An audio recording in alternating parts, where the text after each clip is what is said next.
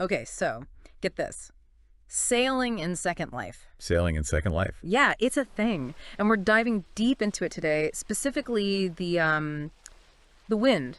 You can't just have boats in a virtual world and, well, no wind, right? You'd think it'd be simple in a computer program. Click a button and you get some wind. Right. But there are actual systems that dictate how your virtual boat moves. So we've got our Winds of Second Life excerpt here, ready to guide us. And the first thing I noticed, there isn't just one kind of wind. They've got whirlwind, personal wind, GLW wind, and even race wind. It's true. You wouldn't expect to have the same wind conditions, say, on a lake versus out on the open ocean, would you? Right. It's about nuance. And Second Life offers that.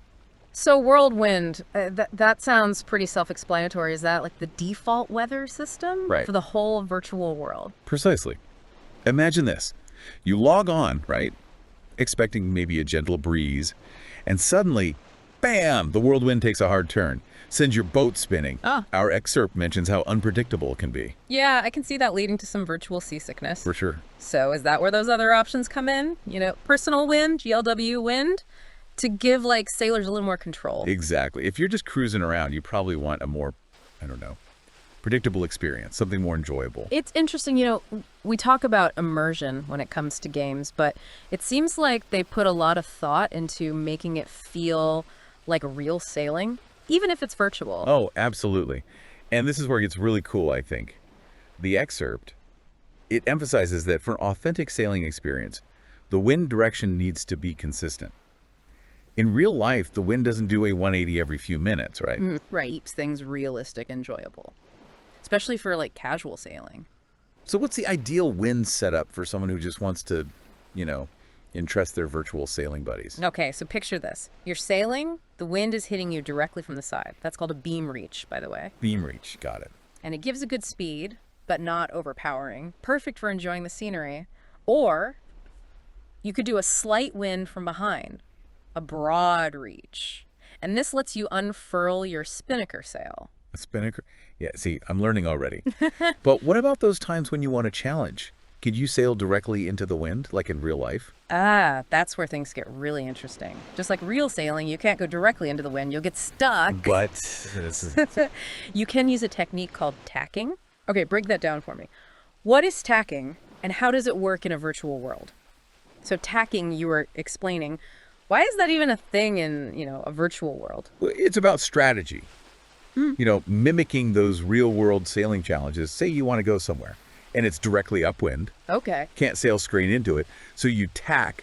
It's like zigzagging. Right. You're basically like using the wind's power indirectly to move forward. You can't cheat the system, even in Second Life. I love that. Right. And listen to the excerpt actually says that tacking in Second Life, it takes practice. Really? Just like the real deal. Taking those turns, the angle of the sails, all while the wind is shifting around. You really have to think like a sailor, huh? You do. So we talked about casual sailing, but what about when you want, I don't know, a bit more competition?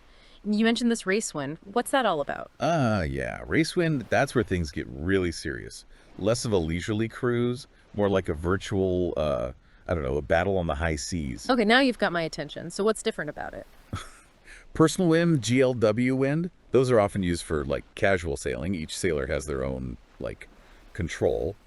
But race wind, everyone is on the same playing field. The wind conditions are decided by, get this, a race director. Are you kidding? There's like a virtual person controlling the weather for everyone. So it's like a virtual regatta, right? Everyone dealing with the same gusts, same shifts. That sounds intense. It adds a whole other level to the game. They can throw in like sudden changes in wind, periods of calm even. You have to adjust your sails, think on your feet, outmaneuver the competition. So much cooler than a go fast button, that's for sure. I can almost see myself now, you know, with my captain's hat on.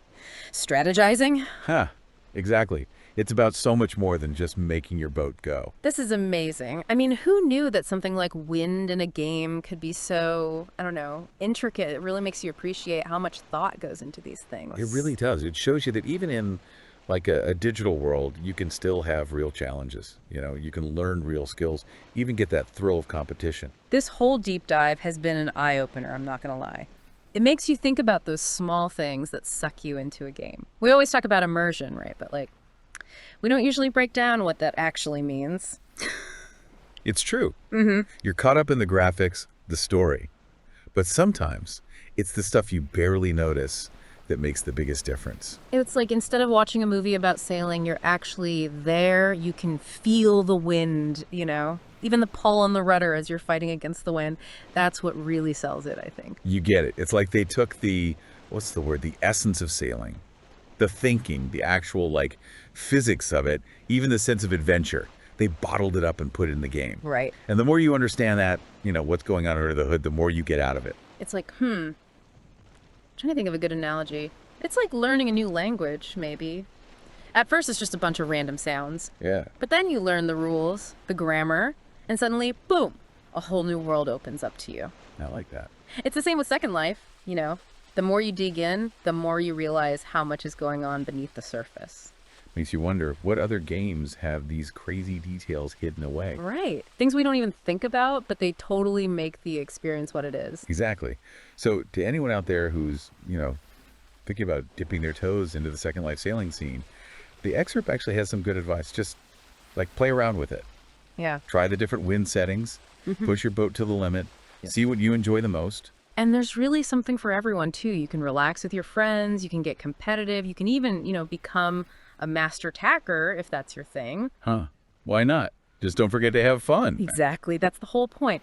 This deep dive has definitely made me want to give Second Life another look. But for now, we're going to have to drop anchor on this conversation. Too bad. But hey, to everyone listening, don't stop exploring. There's a whole world out there, both real and virtual, just waiting to be discovered.